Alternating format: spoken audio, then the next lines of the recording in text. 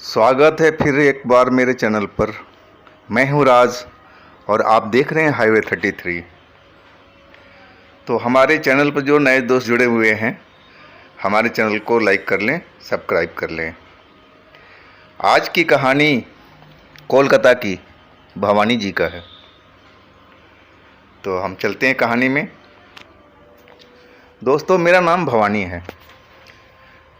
वैसे पूरा नाम भवानी शंकर है, लेकिन यार दोस्त हमें भवानी भवानी कह के बुलाते हैं और हमें भवानी सुनने में मज़ा भी आता है। तो मैं एक ट्रक ड्राइवर हूँ और कोलकाता के एक कंपनी में, ट्रांसपोर्ट कंपनी में एज ए ड्राइवर मैं काम करता हूँ। मैं करीब 10 साल हो गया मुझे इस काम में।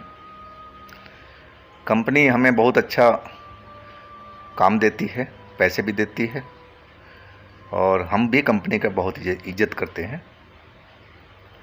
लेकिन अभी 2 दिन से मेरा मन थोड़ा सा खटका हुआ था कंपनी की तरफ से। एक जो नए अफसर आए थे कंपनी के, वो मेरे साथ में एक ऐसा हेल्पर दे दिए थे जो हमारी सुनता ही कम था, अपनी मन की करता था वो। मैंने उसके बारे में कंप्लेंट भी किया तो बोले ठीक है, हम देख लेंगे, कोई नया लड़का आएगा तो आपको हम दे देंगे। लेकिन वो लड़का हमारे साथ में चल नहीं पाएगा क्योंकि बहुत कामचोर था वो, बहुत ढीला ढाला रवैये का था वो। हमें कलकत्ता से चमड़े का सामान लोड करके माल, वो रोल था चमड़े का, जूता बनाने का रोल था पूरा, और हमें कानपुर ले जाना था। हमें 2-2.5 दिन हो गया था करीब चले हुए। यूपी का हम बॉर्डर पार कर गए थे और 1 दिन शायद और लग जाता अगर सही रास्ता मिल जाता तो। रात के 11 बज रहे थे और हमें भूख भी लग रही थी और थोड़ा नींद भी लेने का मन था क्योंकि थका हुआ था शरीर। तो मैं हाईवे पर ढाबा देखता हुआ चल रहा था। 2-3 ढाबे तो मिले, लेकिन वहाँ पर ट्रक लगाने का कोई जगह ही नहीं था, सब फुल भरा हुआ था, बहुत भीड़ था। इसलिए वहाँ मैं रोका नहीं, गाड़ी को आगे बढ़ा दिया। मैं देख रहा था कि कोई ढंग का ढाबा मिल जाए जिस पर भीड़ कम हो और हमें चारपाई मिल जाए 2-3 घंटे आराम करने के लिए। इसी चक्कर में मैं आगे बढ़ता गया। थोड़ी किलोमीटर चलने के बाद में मुझे एक बड़ा सा बोर्ड नज़र आया। लग रहा है कि नया नया ही ढाबा खुला है कोई। उस पर ट्यूबलाइट लगी हुई थी, दुबे जी का ढाबा, स्वागत है आपका। लेकिन ढाबा रोड पर नहीं था, एक पतली सी रोड अंदर जा रही थी, मेरे ख्याल से 250-300 मीटर के आसपास था। वहाँ भी रोशनी खूब चमक रही थी। मैंने बोला कोई बात नहीं, थोड़ा सा अंदर ही तो जाना है, और हमने ट्रक को उस ढाबे वाले रास्ते पर मोड़ लिया। वहाँ गया तो ढाबा चमक दमक तो अच्छी थी, नया नया खुला हुआ था, लेकिन कस्टमर ना के बराबर थे। 1-2 कार वाले थे, उनकी फैमिली थी, खाना खा रही थी, और इसके बाद हम पहुँचे थे। हमने ट्रक पार्किंग में लगा दिया। पार्किंग बहुत अच्छा बना रखा था उन्होंने, पेड़ों के बीच बीच में।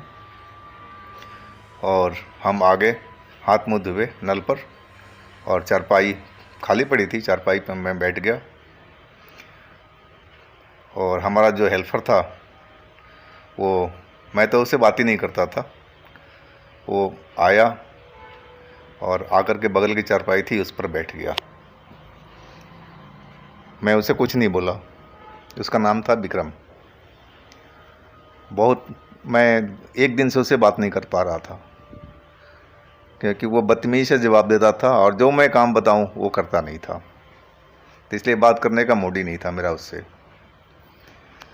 तभी होटल का वेटर आया, ढाबे का। बोला साहब क्या खाओगे? नहीं भाई क्या क्या है खाने में? तो उसने खाने का नाम बताया। मैं अपनी पसंद का खाने का ऑर्डर दिया और फिर इशारा किया विक्रम की तरह कि उसका भी जाके ऑर्डर ले लो। थोड़ी देर में खाना आ गया। हमने खाना खाया हाथों धो कर के, और दुबे जी के पास जो काउंटर बैठे हुए थे, मैं चला गया कि दुबे जी 2 घंटे के बाद में हमें अगर नींद आ जाए तो उठा देना। बोले कोई बात नहीं, मैं उठा दूंगा, आप निश्चित रहो। उसके बाद मैं चारपाई पर आकर के मैं लेट गया। लेटते ही गहरी नींद आ गई। पता नहीं कब कितनी देर मैं सोता रहा। उसके बाद शोर की आवाज़ से मेरी आँख खुल गई।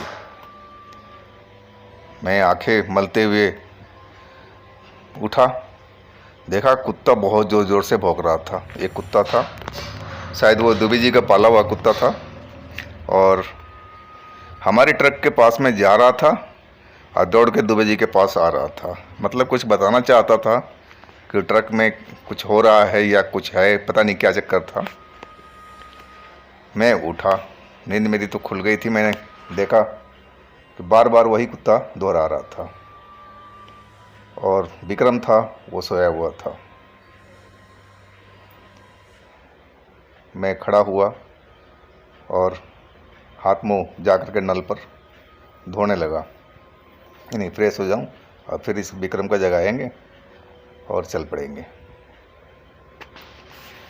तभी वो कुत्ता फिर ट्रक के पास में गया और पता नहीं किसको देख रहा था ट्रक पर, और ज़ोर ज़ोर से भौंके जा रहा था। तभी दुबे जी मेरे पास में आए अपने काउंटर से उठ करके। बोले, ड्राइवर साहब आपके ट्रक में क्या माल लोड है? मैंने बोला, जी चमड़े का वो रोल वगैरह है जिससे जूता वगैरह बनता है। अच्छा, चमड़े का है? नहीं, हाँ जी। फिर वो कुछ नहीं बोले, वो अपने काउंटर की तरफ चले गए। तभी मैं चारपाई हिलाया उसका, विक्रम का। विक्रम उठ के बैठ गया। बोला, क्या है उस्ताद?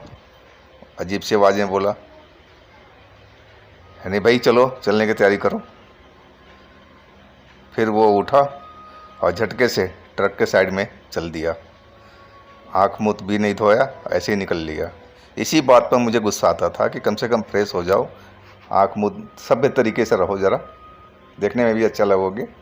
लेकिन हमारी वो सुनता ही नहीं था। वो ट्रक के बैक साइड में चला गया। तभी एक ज़ोरदार चीख आई, बहुत तेज आवाज़ में। विक्रम का ही चीख थी। उसकी चीख सुनकर मैं तो डर गया, और दुबे जी भी दौड़ के आ गए, और कुत्ता भी बराबर वहीं ट्रक के पास भौंके जा रहा था। सबसे पहले मैं दौड़ा ट्रक के साइड में।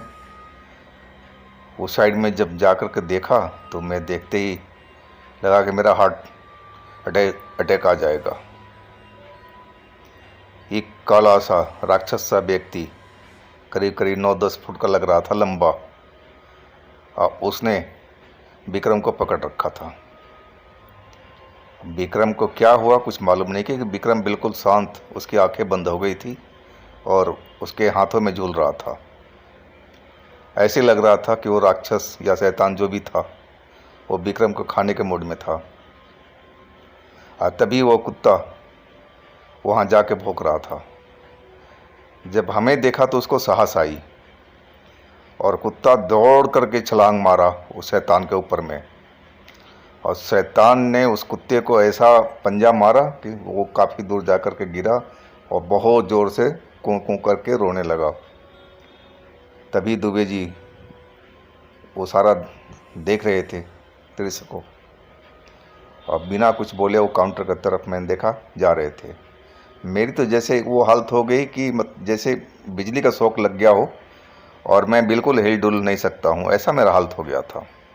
डर के मारे पसीना पसीना शरीर, रुएं एकदम खड़े हुए थे मेरे बाजू के, और ऐसा लग रहा था कि बस ये राक्षस पहले उसको खाएगा, इसके बाद दूसरा नंबर हमारा है, ऐसे ही मुझे लग रहा था।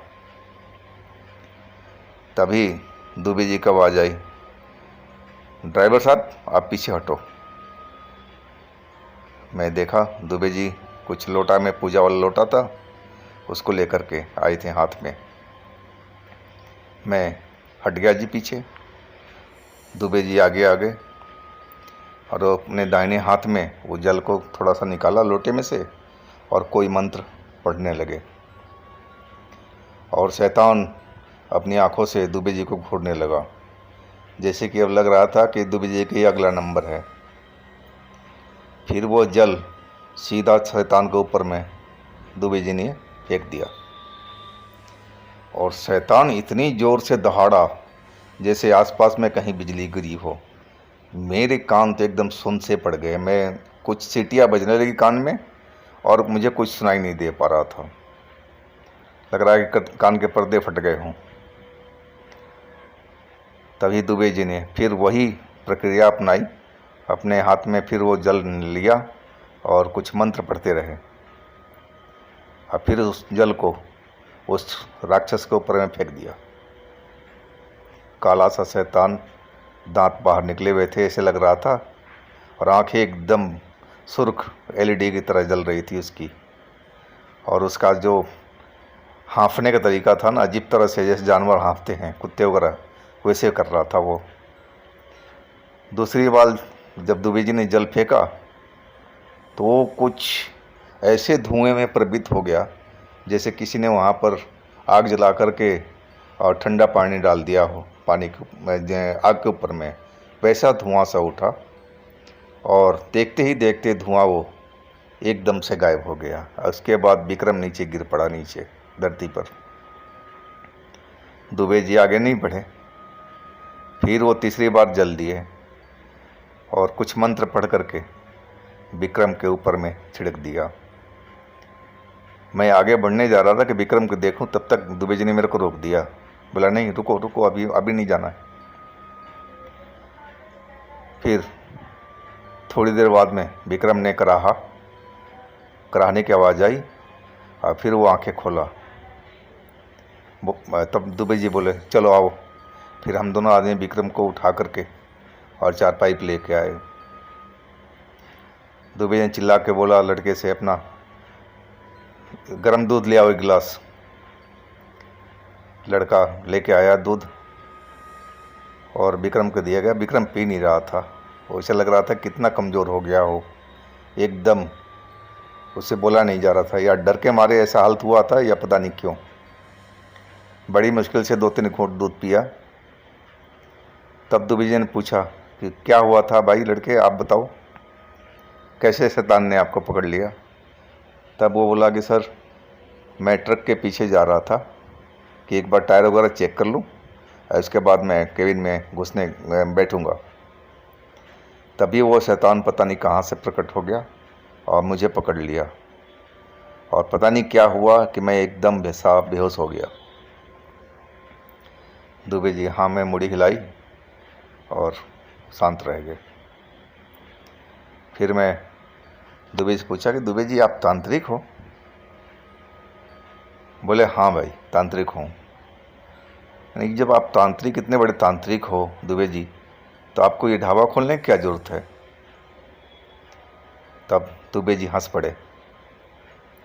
बोले भाई, तंत्र विद्या से मैं किसी से एक पैसा नहीं लेता हूँ। जहाँ तक मैं अपना पैसा खर्च कर देता हूँ इस काम में, लेकिन मैंने आज तक किसी से 1 रुपया भी नहीं लिया है और ना आगे भी लूँगा। लेकिन भाई मेरी फैमिली बड़ी है और कमाई का साधन कुछ होना चाहिए। तो ये ज़मीन काफ़ी दिनों से मेरी खाली पड़ी थी, तो मैं सोचा क्यों ना इस पर ढाबा बना करके काम शुरू किया जाए। तो इसलिए भाई ये ढाबा खोला है।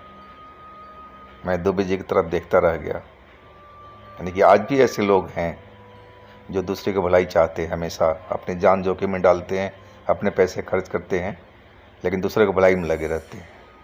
मैंने दुबे जी को दोनों हाथ जोड़ लिए कि धन्य हो प्रभु, आप जैसे आज भी लोग हमारे देश में हैं। वो हंस पड़े।